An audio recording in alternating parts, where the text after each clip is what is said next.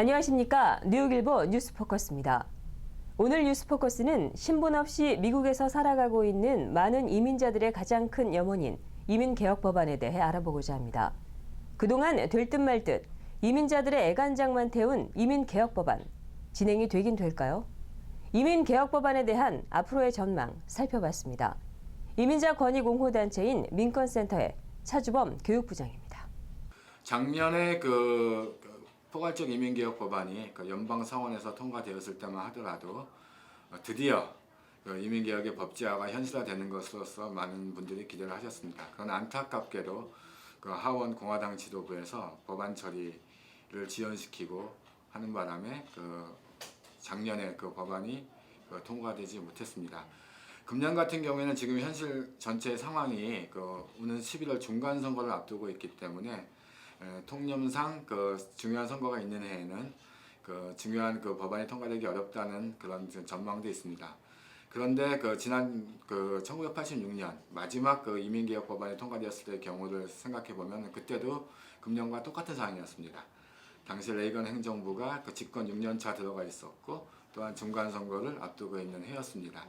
그렇기 때문에 선거와 법안 처리는 밀접한 관계가 있지만 선거가 반드시 법안 처리에 장애가 되는 것만은 아니고 가능성은 남아있다고 생각합니다. 다만 오는 6월달 각 당의 예비선거가 있기 때문에 연방 하원 후보들이 결정되는 예비선거가 끝나고 그러니까 한 6월을 전후해서 연내 법안 통과 전망이 좀 더 뚜렷해질 것 같습니다. 현재의 미국 이민 시스템은 완전히 붕괴되어 있습니다. 현실에도 부합하지 않고 미국 사회 미래를 위해서도 지금 매우 장애 요소로 작용하고 있습니다. 일단 1,100만 명에 달하는 서린 미국 이민자들이 미국 사회에 통합되지 못하고 그늘에서 숨죽여 살고 있습니다. 오바마 행정부 들어서 역대 최대 숫자인 매년 40만 명의 이민자가 추방되면서 이민자 가정이 파괴되고 있습니다. 그리고 장기적으로 미국 사회 경제에 필요한 이민 노동력 유치가 필요한데 현재의 비자 시스템은 미국 경제의 필요성에 부합하지 못하고 있습니다. 또한 지난 10여 년간 막대한 예산을 들여서 이민 단속과 국경 수비에 치중했지만 실질적인 효과는 거두지 못하고 있습니다. 따라서 현재 완전히 붕괴된 이민 시스템을 개혁하고 이민자 커뮤니티뿐만 아니라 미국 사회의 미래 발전을 도모하기 위해서는 포괄적 이민 개혁, 서민 비자 합법화와 비자 시스템의 전면적인 개혁, 그리고 합리적인 국경 수비 방안이 포함된 그러한 포괄적 이민 개혁이 절실히 필요합니다. 마지막으로 미국에서 이민법이 대대적으로 손질된 것이 지난 1986년 레이건 행정부 시절이었습니다. 1986년 이민법이 가진 치명적인 약점의 한 가지가 뭐였냐면은 1986년 이후에 미국으로 들어올 이민자들을 계산하지 못했다는 것입니다. 퓨처 플로우라고 하죠. 앞으로의 미국 사회의 변동, 그리고 미국 사회의 경제가 필요로 하는 그런 이민 쿼터에 대한 세밀한 계산 없이 당시의 서류 비자만 합법화시키고 말았기 때문에 오늘날 우리가 또다시 이민 법을 대대적으로 손봐야 하는 그런 현실에 직면하고 있습니다. 따라서 이번에 만약에 이민개혁이 된다라면은 향후 미국 사회의 인구 변동과 경제 발전 등을 면밀히 고려한 그러한 비자 시스템의 정비가 반드시 이루어져야 됩니다. 그랬을 경우에 대다수의 이민자들이 합법적인 경로를 통해서 미국 사회에 들어오게 되고 국경을 통한 미입국 같은 것도 줄어들게 될 것입니다. 그러니까 국경만 무조건 틀어막는다는 이민 문제가 해결되는 것이 아니고 반드시 향후의 이민 트렌드를 고려한 그런 비자 시스템의 정비가 반드시 동반되어야 될 것 같습니다. 근데 이민개혁이 실제로 이루어지느냐 마느냐도 중요하지만 결국은 어떤 내용으로 이루어지냐가 또한 중요합니다. 왜냐하면 이민개혁이라는 것은 단순히 이민 제도를 바꾸는 것을 넘어서 미국 사회의 미래상을 결정하는 굉장히 결정적인 그런 현안입니다. 결국 이민개혁이 어떠한 내용으로 확정되느냐에 따라서 향후 미국 사회가 어떠한 모습으로 규정되느냐가 달려 있습니다. 예를 들어 드리면 지금 현재 우리 한인 커뮤니티를 비롯한 이민자 커뮤니티가 이렇게 커뮤니티의 가 확대되고 또한 점점 이렇게 미국 사회 내에서 양적으로 질적으로 성장하는 이유는 지난 1965년 이민법에서 가족초청이 도입되고 그 가족초청을 근거로 해서 많은 이민자들이 미국으로 이주했기 때문입니다.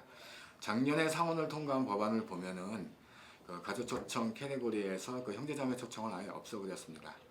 그것은 다시 말해서 이 이민개혁을 둘러싸고 앞으로 이 미국 사회가 다인종이 화합하는 그런 그 다인종 사회로서 계속 지속 가능하게 발전하느냐, 아니면은 점점 이민자를 배제하고 이민자의 입국을 점점 제한하는 그러한 사회로 가느냐가 이제 결정되게 됩니다. 그렇기 때문에 우리가 이민개혁의 통과 가능성, 그것도 물론 중요하지만 어떤 형태의 이민개혁, 어떤 내용성을 가진 이민개혁이 되느냐 하는 것도 또한 굉장히 중요하다고 할 수 있겠습니다.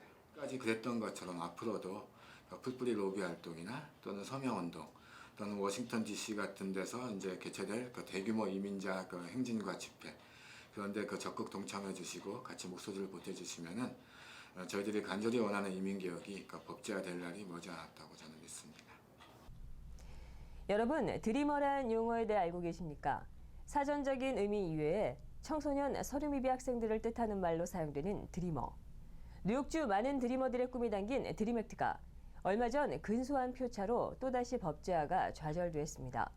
한 뉴욕 이민자 권익옹호단체는 주 전체 교육 예산의 2% 미만의 예산을 들이면 서류미비 학생들이 주정부 학비 보조 프로그램의 수혜자가 될 수 있다고 말합니다. 뉴욕주에는 현재 그 수많은 서류미비 청소년들이 존재하고 있습니다.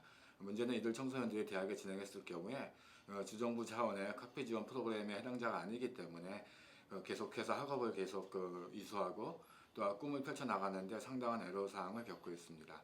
따라서 그 뉴욕주 차원의 드림 액트가 만약에 실행된다면 이 서류미비 청소년들이 대학에 진학해서 주정부 프로그램인 TAP, Tuition Assistance 프로그램 해당자가 되어서 그 학비 지원을 받게 됩니다. 그렇게 되면 이 청소년들이 그 학업을 이수하고 장기적으로는 그 뉴욕주의 발전에 공헌하는 그런 커뮤니티 리더로 성장할 수 있습니다. 따라서 이 드림 액트는 그 서류미비 청소년뿐만 아니라 뉴욕주의 장기적인 발전, 지속 가능한 발전을 위해서도 굉장히 유용한 법안이고요. 그리고 그 실제 소요되는 예산도 뉴욕주 전체 1년 교육 예산의 2% 미만입니다. 그러니까 조금만 투자하면 그 뉴욕주의 장기적인 미래에 굉장히 중요한 플러스로 돌아올 수 있는 그런 그 정책인데, 안타깝게도 그 법안이 그 지난 17일 뉴욕주 상원 표결에서 근소한 표 차이로 좌절되고 말았습니다.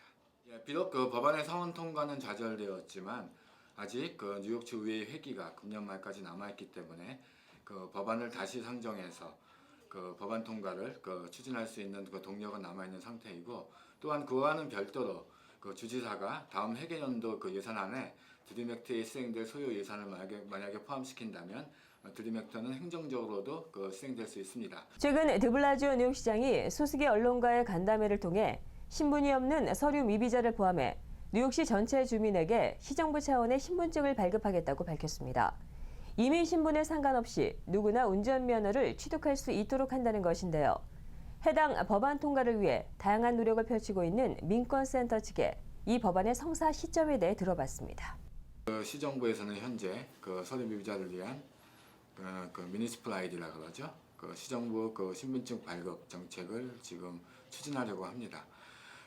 지금 현재 민권센터는 그 여러 그 단체들과 함께 그 시정부 아이디 정책이 빨리 현실화될 수 있도록 하기 위해서 캠페인을 전개하고 있고, 시의회에서는 지금 현재 자체 그 시조례안을 지금 마련하고 있습니다. 그래서 저희 예상으로는 향후 한두 달 안에 그 구체적인 그 정책 입안이 이루어질 것으로 생각하고 있습니다.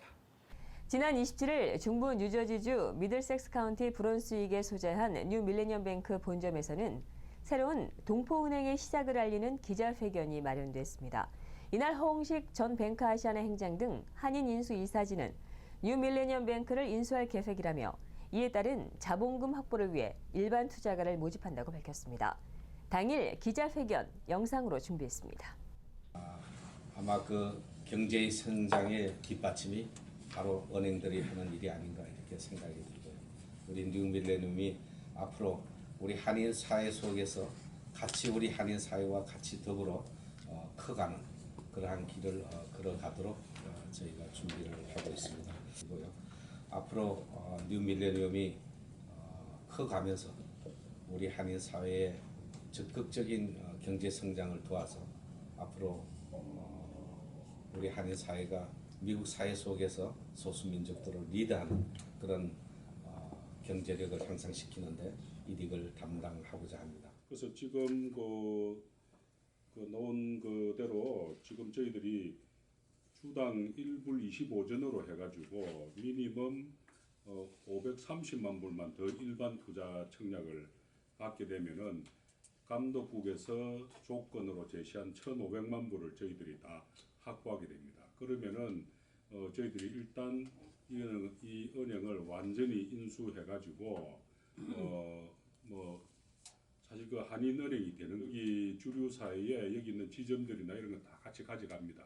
가져가고 우리 저 뉴저지 버겐 카운티 쪽에 포트리나 펠팍 쪽에 저희들이 지점을 내고 또 저 펄러싱 쪽에 지점을 또 지점보다 일단은 영업소를 먼저 동부 쪽 그 카발 영업소를 내 가지고 시작을 할 겁니다. 저희들이 볼 때는 이 은행이 단지 자본금이 지금 좀 필요하지 다른 여러 가지 그런 문제점들이 거의 해결이 다 됐기 때문에 앞으로 저희 한인 투자진들 및 경영진들이 잘 운영을 하면은 상당히 리턴이 많이 나오지 않겠느냐 그렇게 생각을 합니다. 차주범 민권센터 교육부장의 이민개혁에 대한 중요성에 관한 영상 보시면서 뉴스포커스 마무리하겠습니다. 시청해주셔서 고맙습니다. 이민개혁이 필요하다는 데는 모두가 동의합니다. 진보, 보수, 계층, 인종을 초월해서 정당을 초월해서 모두가 동의합니다. 하지만 그 방법론에 있어서 약간의 이견들이 있기 때문에 현재까지 이민개혁이 법제화되지 못하고 있습니다. 단속과 추방을 중심으로 사고하는 쪽에서는 일단은 대대적인 이민 단속과 추방을 먼저 하고 그리고 나서 이제 이민법을 손봐야 된다고 이제 주장하는 입장이고요. 그렇지만 이제 저희 민권센터를 비롯한 이민개혁을 이제까지 추진했던 단체들은 미봉책에 불과한 단속 중심의 사고보다는 이민개혁의 전반적인 문제점들을 총체적으로 뜯어고치는 그런 포괄적 이민개혁 방안을 저희는 주장하고 있습니다. 저희들이 보기에는 단속과 국경수비만 치중해서는 절대로 이민 시스템이 근원적으로 해결될 수 없고요. 서류미비자 합법화를 비롯한 향후 이민 시스템을 총체적으로 정비하는 그런 포괄적 이민 개혁이 돼야 된다고 믿습니다.